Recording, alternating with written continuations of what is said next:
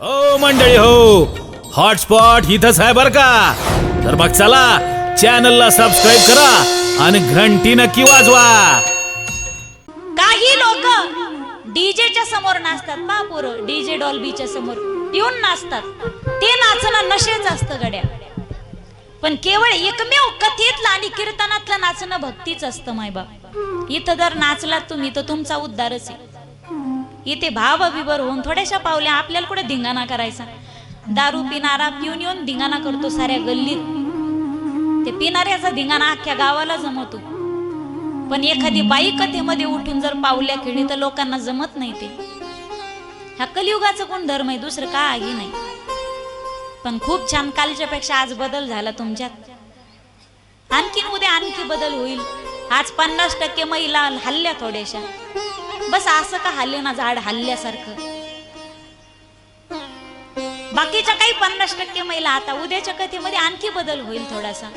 एकदा मोठ्या प्रेमाने जय जयकार करा गड्या. राधे. सर्वांनी घरी गेलो रे, आपली दृष्ट काढा बर का. सर्वांनी स्वतःची दृष्ट काढा बर का, नाही तर एकमेकीची दृष्ट काढा. मला असं वाटतंय रमेश काका ह्या सगळ्या बायाहून एखादी म्हातारीच ओवळून टाकावं. हाय का एखादी अशी? अशी आहे एखादी? नसलं तर मग आपापली स्वतःची दृष्ट काढा गड्या. काही जणींना अशी भीती वाटते, मी हल्ले मी डुलले तर इकून कोणी पाहतं का काय, पुरुष लोक नावं ठेवतात का काय. बऱ्याचदा असं होते, ती बिचारी भाविक असते. बिचारी महिला सगळ्यात भाविक असतात गड्या, त्या भोळ्या बाबड्या असतात. भक्ती करावं आमच्या महिलांनी. पहा तुम्ही मंदिरामध्ये गेल्याच्या नंतर कुंकू देवीच्या डोळ्यात फेकत्यान, पेढा देवीच्या तोंडाला चिटकीत्यान, साखर अशी फेकून हाणत्यान लांबून. व्यवसायाला गेलो पहा तुम्ही, ज्यावेळी वाण द्यायला जातात ना मारुतीच्या देवळ्यात, दनादन फेकून आणतात मारुतीला बोर, चिवट्या, घाटे. पण भक्ती माता माऊलींनीच करावड्या. कोणती गोष्ट असो धार्मिक असते ती सगळ्यात.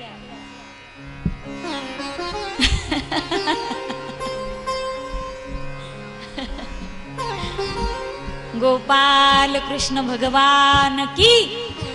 भाविक तुम्ही गड्या, मला माहिती. तुम्हाला कथेमध्ये आनंद सुद्धा घ्यावासा वाटतं ना. तुम्हाला हालाव, पावले खेळाव, तुम्हालाही असं वाटतं टाळ्या खेळाव, नाचाव, वाटतं का नाही? पण घरी गेले हे गिराईक नीट असलं पाहिजे ना, नाही तर त्यांनी मला लई संतीन झाली होती, मोठ्यानं उड्या मारू लागली, पावले खेळू लागली, टाळ्या वाजू लागली. याचीच भीती वाटते ना तुम्हाला? ते काही म्हणू द्या तिकडं, ते काही म्हणू द्या. पण तुमचा तुम्हाला आनंद घ्यायचा असेल ना, 7 दिवस आपण आपल्या तालात राहायचं गड्या. 7 दिवस कथेच्या दिवसामध्ये एवढ्या फॉर्म मध्ये राहत जा तुम्ही की त्यांचं ऐकायचं नाहीच. काही 7 दिवस काहीच नाही ऐकायचं. नाही तर तुम्ही म्हणताल ताई आमच्या बायका बिघडिल्या तुम्ही. मला सांगा, नाचण्याचे प्रकार असतात गड्या, नाचण्याचे प्रकार असतात. पण नाचण्यामध्ये बदल आहे. निवडून आलेली पार्टी पडलेल्या पार्टीच्या दारात नाचते. आनंद असतो का त्याच्यामध्ये? निवडून आलेली पार्टी पडलेल्या पार्टीच्या दारात नाचते. आनंदाने का?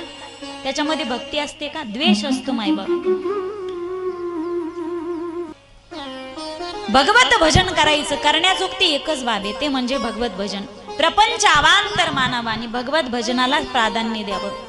ज्यावेळी आपला मृत्यू आता जवळ आलाय असं कळतंय माणसाला, त्यावेळी प्रपंच अवांतर मानायचा, भगवत भजनाला प्राधान्य द्यायचं.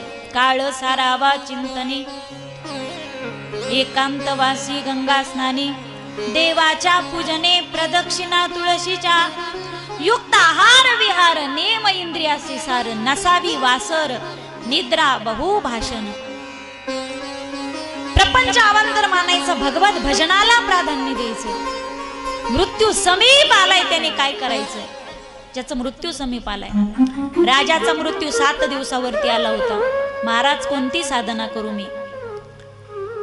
तू श्रीमद भागवत कथा श्रवण कर. राजा हसला. महाराज अहो 7 दिवसांमध्ये मी मुक्त होईल का? अरे तुझ्यासाठी 7 दिवस आहेत. खटवांग राजाकडे तर 1 तास होता. 1 तास वरला खटवांग रायासी आणि माझ्याकडे सुद्धा आता कथेसाठी 1 तास शिल्लक आहे, पण शेवटी कवाय ना आमचे तात्या आले. तात्याच ना, बरोबर आहे का? हा, काय होतं माहितीये का, वक्ता गर्दीत त्याच व्यक्तीला शोधत असतो गड्या, जो कथा सर्वांगाचे कान करून ऐकतो. पहिल्या दिवशीपासून 2-3 मंडळी येत आहेत, त्यांच्याकडे पाहून मी अख्खी कथा सांगते बरं का. सांगायला काय हरकत नाही. त्यांच्याकडे पाहून माझी अख्खी कथा चालली होती 2 दिवसाची. आणि आज माझी नजर शोधत होती, आजचे आपले दररोजचे श्रोते दिसत नाहीत म्हटलं, पण आल्या या आगमनाने मला समाधानही झालं बरं का. एकदा प्रेमाने बोला, राधे. 1 तास उरला खटवांग रायासी, भाग्यदशा कैसी प्राप्त झाली. आता आपण द्वितीय स्कंदामध्ये, ज्याला साधन लीला म्हटली, त्यात आपण प्रवेश करणार आहोत. तात्या थोडस इकडं बसा बरं, तुम्ही मला दिसत नाही तुम्ही. हा, असे समोर जरा बसा माझ्या. हा, तर ठीक आहे. आपण साधन लीलेमध्ये प्रवेश करत आहोत, दुसऱ्या स्कंदामध्ये. या स्कंदामध्ये राजाला साधना सांगितली. कथा श्रवण करण्यासाठी आधी साधना सांगितली. जितासनो जित श्वासो जित संगो जितेंद्रिया. तू एका आसनामध्ये जास्त वेळ बसण्याचा प्रयत्न कर. एका आसनामध्ये आपण जे बसलोत ना, आता याला पद्मासन म्हणते. माऊली ज्ञानोबा समाधीत जे बसलेत ना, पद्मासनात बसलेत. तुम्ही आम्ही बसतो याला सुखासन म्हणतात. यम नियम आसन प्रत्याहार ध्यान धरणा आणि समाधी, अष्टांग योग जो सांगितलाय. आसन करत असताना मायबाप, जर तुम्ही कथा पाय मांडी न मोडता जर शेवटपर्यंत कथा ऐकली ना, तर एक तप होतो माणसाचं, एक तप होतो माणसाचं. पण आता एक कथा ऐकेपर्यंत 1 तासात आमचे 85 आसनं होतात 1 तासात बरं का तात्या. आता काहींचे गुडघे साथ देत नाही, पहा तुमच्या तब्येती साथ देत नाही, मी समजू शकते. काहींचे गुडघे त्रास देतात बिचारे, तरी कथेत येऊन बसतात. पण मी आसनं सांगते महाराज, धडधाकट माणसं नीट बसत नाहीत कथेमध्ये. पहिले आशे बसलेले असतात, मग पाय पसरीत येते, 1 पाय पसरीत येत, पुन्हा तो आखडायचा. किती आसनं झाले? पसरणे लांबणे 2 आसनं. पुन्हा डावा पाय पसरायचा, पुन्हा आखडायचा, पुन्हा दोन्ही पाय पसरायचे. पाय महाराज लोकाला दोन्ही पाय पसरायचे, मस्त बसायचं. नंतर दोन्ही आखडायचे, दोन्हीची चूल करायची, हाताचं आळ करायचं. हे दरिद्रासन आहे, माहिती तुम्हाला. कथेमध्ये हे बसायचं नसतं, असं घरीही बसायचं नसतं. असं बसलं की माणसाला दारिद्र्य येतं. हे दरिद्रासन आहे. एका आसनामध्ये जास्त वेळ बसण्याचा प्रयत्न कर. जितासनो जित श्वासो, श्वासावरती नियंत्रण ठेव. एक माणूस दररोज 21,600 वेळा तो श्वास घेतो. श्वास घेणे सोडणे, श्वास घेणे सोडणे. आपला वारा जो वाहतो ना नाकापासून, इतकं सूक्ष्म चिंतन सांगितलंय भागवतामध्ये. आपल्याकडे वेळ नाही गड्या, माझा वेळ संपत आलाय. आता 1 तास शिल्लक आहे, त्यात मला सृष्टीचा विस्तार सुद्धा सांगायचा आहे. आपल्या नाकापासून 12 बोट वारा वाहतो. नासा पुटाहुनी वारा वाहत असे अंगुली 12. मग योगी लोक काय करतात, एक बोट कमी करतात, नाकातल्या नाकात श्वास घेतात, नंतर श्वास घेणं सुद्धा सोडतात, आणि त्या योग्याला निर्विकल्प समाधी लागते. माऊली ज्ञानोबाराच्या संजीवन समाधीमध्ये आहेत ना, श्वासोच्छवासाची क्रिया सुद्धा सोडतात ते. मग या श्वासावरती तू नियंत्रण ठेव, श्वासावरती विजय प्राप्त कर. जित श्वासो जित संगो, संघावरती विजय प्राप्त कर. आणि जितेंद्रिया, इंद्रियावरती विजय प्राप्त कर. माणूस एक वेळ सगळ्या जगावरती विजय प्राप्त करू शकतो, पण इंद्रियाचा निग्रह होत नाही. तुकोबारायांनी खंत व्यक्त केली, न होय निग्रह देहासी दंडन, नवजे भूक तहान सहावली, तरी नित्य नित्य करी आळवण, माझा अभिमान असू द्यावा. ही साधना सांगितली. आणि त्यानंतर ती श्रीमद भागवत कथा कशी श्रवण करायची मायबाप, यामध्ये 4 प्रक्रिया सांगितल्याच्या नंतर ध्यान कसं करायचंय, ध्यान करत असताना काही प्रक्रिया सांगितली. यामध्ये इंद्रियाची सार्थकता सांगितली की प्रत्येक इंद्रियाची सार्थकता कशामध्ये आहे. कथा आरंभ केली त्यामध्ये राजा परीक्षितीने प्रश्न केला, हे पूज्यपाद श्री शुकाचार्य, भगवान परमात्मा या सृष्टीची उत्पत्ती कशी करतात, तिचं पालन कसं करतात आणि तिचा संहार कसा करतात? त्यावेळी पूज्यपाद श्री शुकाचार्य सांगतात की हा प्रश्न तुम्हीच मला विचारला नाही, तर आपल्या या संवादाआधी विदुर महाराजामध्ये आणि मैत्रीय महामुनीमध्ये हा जो संवाद झाला, हा हरिद्वार क्षेत्रामध्ये झालेला संवाद आहे. ज्यावेळी विदुरांचं नाव ऐकलं, विदुर महाराज अहो हे तर फार अधिकारी पुरुष होते, हे भगवंताचे भक्त होते. म्हटले हो मायबाप, या विदुरांचा आपण अधिकार पाहिला तर यांचा एवढा अधिकार होता, महाभारतीय युद्ध ज्यांना पाहायचं नव्हतं, महाभारती मी युद्ध पाहणार नाही म्हणून धनुष्य बाहेर उभा केला आणि तीर्थयात्रेसाठी निघून गेले. विचार केला तर हे दासीपुत्र होते मायबाप, पण ज्यांच्या घरच्या कन्या सुद्धा भगवान परमात्म्याने भक्षण कराव्या, एवढंच काय, ज्यांच्या घरची केळीचे साल सुद्धा परमात्म्याने खावेत, एवढा अधिकार या विदुरांचा होता. पण हस्तिनापुराचा प्रधान असलेले हे विदुरजी महाराज, महाभारती युद्ध मी माझ्या उघड्या डोळ्याने पाहू शकत नाही, हा अन्याय पांडवावरती होणारा. धनुष्य नगराच्या बाहेर उभा केला, तीर्थयात्रा करण्यासाठी गेले. गेल्याच्या नंतर मध्येच विदुर महाराजांची आणि उद्धवजींची भेट झाली. भेट झाल्याच्या नंतर उद्धवजींनी सांगितलं, विदुर काका, भगवान परमात्म्याने अंतिम क्षणाला तुमची आठवण काढली होती, डोळ्यात गळगळ अश्रू होते. मायबाप, आपण अंतिम क्षणाला जर भगवान परमात्म्याचं नाव घेणं, जरी आपल्या जीवनातील भक्तीची पराकाष्ठ असेल, तर भगवंताने त्यांच्या अंतिम क्षणाला विदुर काकाची आठवण काढावी. मायबाप, अरे केवढा मोठा भाग्यवान हा भक्त असेल, विदुर काकाचं स्मरण अंतिम क्षणाला केलं.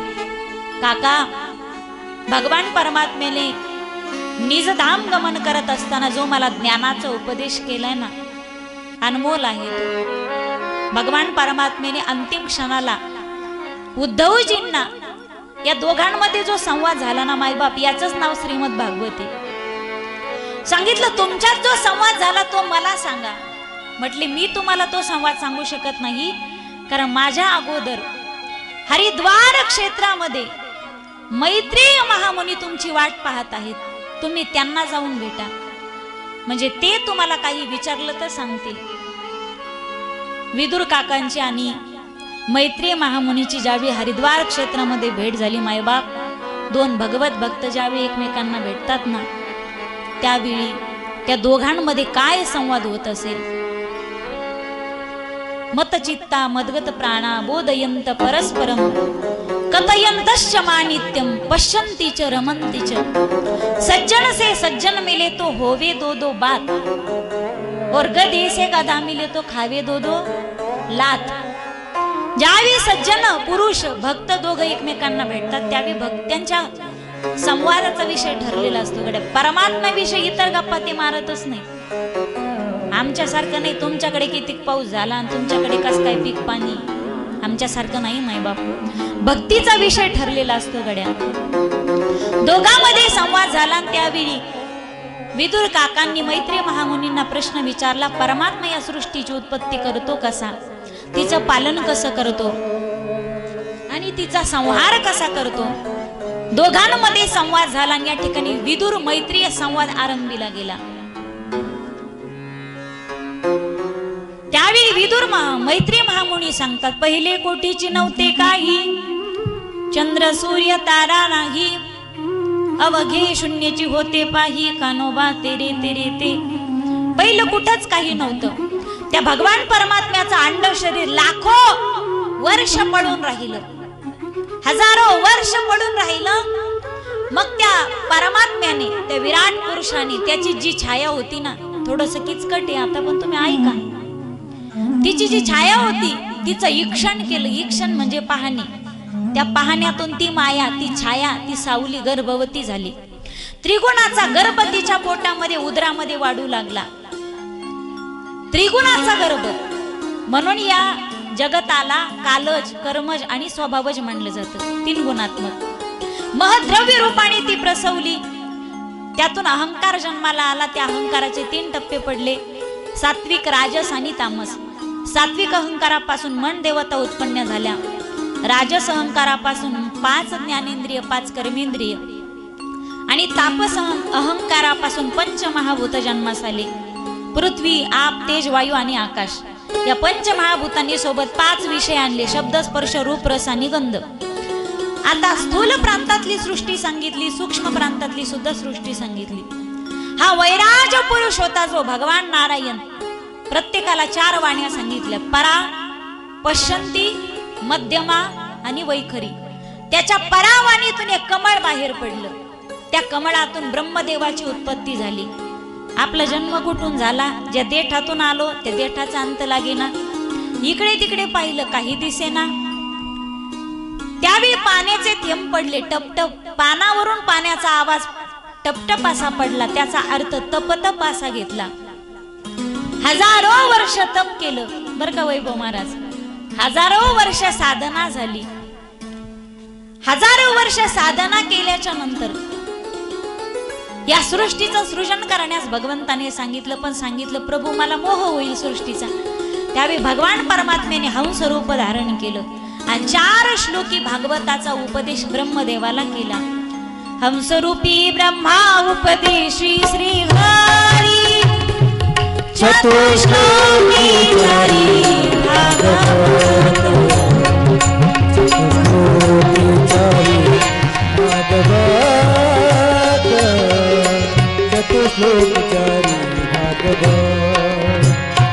हंसरूपी ब्रह्मा उपदेश श्री हरी,